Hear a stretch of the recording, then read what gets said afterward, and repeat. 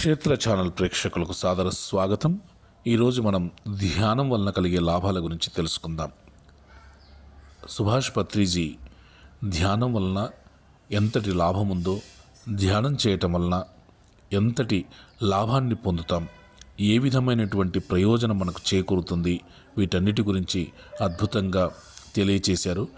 ధ్యానం ద్వారా 6 విధాల లాభాలు చేకూరుతాయి. అవి శారీరక ఆరోగ్యం, మానసిక ప్రశాంతత, బుద్ధి సునిశ్చితత్వం, ఆర్థిక సంక్షేమం, సుమిత్ర ప్రాప్తి, ఆధ్యాత్మిక శాస్త్ర విజ్ఞానం. ఈ 6 విధాల లాభాలు ధ్యానం చేయటం వల్ల కలుగుతాయి అని బ్రహ్మర్షి సుభాష్ పత్రిజీ వారు చెప్పడం జరుగుతుంది. ధ్యానయోగం అన్నది తెలియని వారికి, అంటే ధ్యానం గురించి తెలియని వారికి ఆధ్యాత్మిక సత్యాలు అర్థం కావడం అసంభవం. అంటే ధ్యానం లేని వారికి, ధ్యానం గురించి అస్సలు తెలియని వారికి ఆధ్యాత్మిక సత్యం అన్నది తెలియదు. ఆధ్యాత్మిక సత్యం గురించి తెలుసుకోవడం అంత సులభమైన విషయం కాదు. కాబట్టి ఆధ్యాత్మిక సత్యం తెలియాలంటే, ఆధ్యాత్మికత గురించి మనకు బాగా తెలియాలి అంటే ధ్యానం కంపల్సరీ, ధ్యానం తప్పనిసరిగా చేయాలి. కనుక వారు అనేక విధాల ప్రమత్తులై ఉంటారు. పర్యవసానం ఏ విధమైన స్వస్థత వాస్తవానికి వారికి ఉండదు. కాబట్టి ఆధ్యాత్మిక సత్యాలు తెలియాలి అంటే, ఆధ్యాత్మికత గురించి వారికి పరిపూర్ణంగా విషయ పరిజ్ఞానం కావాలి అంటే ధ్యానం అన్నది తప్పనిసరి అని ఇక్కడ తెలియచేస్తున్నారు. అలాగే ధ్యానులు కాని వారికి శారీరక అనారోగ్యం, మానసిక అశాంతి, ఆధ్యాత్మిక అజ్ఞానం అన్నవి తప్పవు. కాబట్టి ధ్యానం చేయని వారికి, ధ్యానం గురించి తెలియని వారికి, ధ్యానం గురించి పూర్తిగా తెలియని వారికి శారీరక అనారోగ్యం ఎప్పుడు ఏదో ఒక బాధతో, ఏదో ఒక రుగ్మతతో, ఏదో ఒక రోగంతో, మానసిక అశాంతితో ఎప్పుడు కూడా వాళ్ళు బాధపడుతూ ఉంటారు. అదే ధ్యానం చేస్తే ఆరోగ్యంగా ఉంటారు. మానసిక శాంతి వాళ్ళకు ఏర్పడుతుంది. ఆధ్యాత్మిక జ్ఞానం అన్నది కలుగుతుంది. ధ్యానం చేసిన వారికి జ్ఞానం అన్నది వికసిస్తూ ఉంటుంది. కాబట్టి ధ్యానం చేయండి అన్నది పత్రిజీ వారు తెలియచేస్తున్నారు. అలాగే ధ్యానులు కాని వారికి సుమిత్ర శూన్యత, అంటే సంఘంలో మంచి మిత్రులు లేకపోవడం అన్నది ఉంటుంది.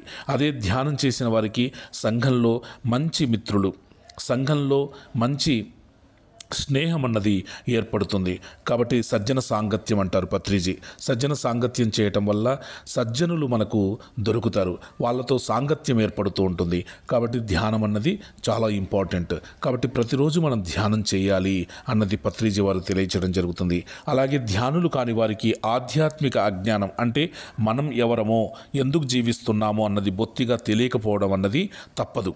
కాబట్టి ధ్యానులు కాని వారికి ఆధ్యాత్మిక అజ్ఞానం అన్నది ఉంటుంది. వాళ్ళ జ్ఞానం అన్నది ఉండదు. అంటే పరిణితి చెందిన జ్ఞానం ఉండదు.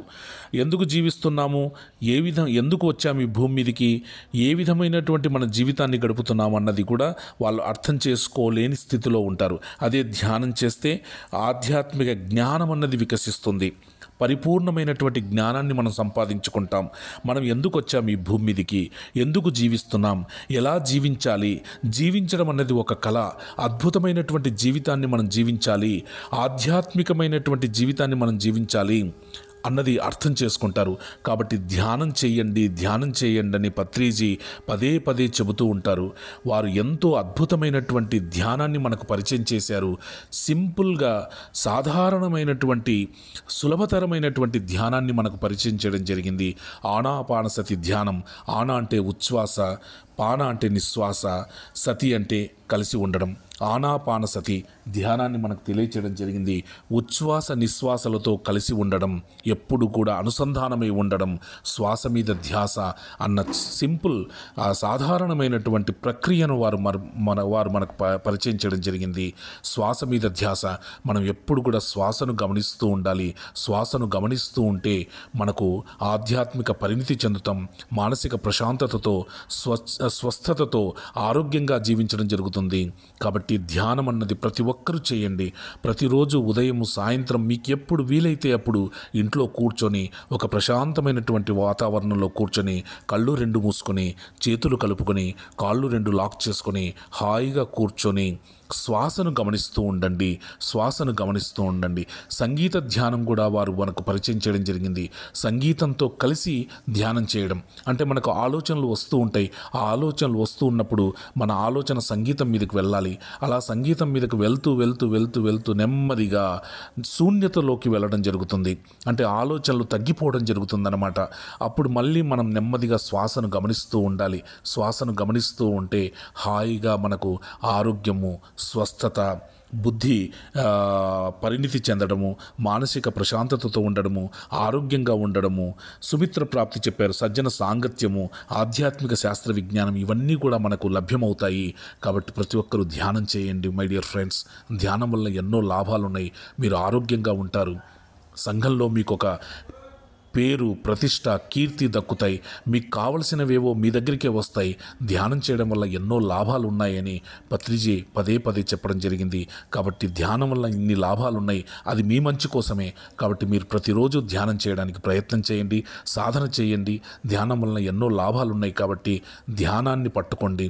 ధ్యానం ధ్యానం ధ్యానం అన్నది మన జీవితంలో ఒక సాధనగా మారాలి. అది రోజు మనం సాధన చేస్తే ఎన్నో అద్భుతాలను మనం పొందడం జరుగుతుంది. ఈ మంచి ధ్యానం గురించి మనకు తెలియజేసిన పత్రిజీ గారికి మరొక్కసారి మనం ధన్యవాదాలు తెలియజేసుకుందాం. రోజు ధ్యానం చేస్తారని కూడా నేను ఆశిస్తున్నాను. Thank you friends. Thank you very much.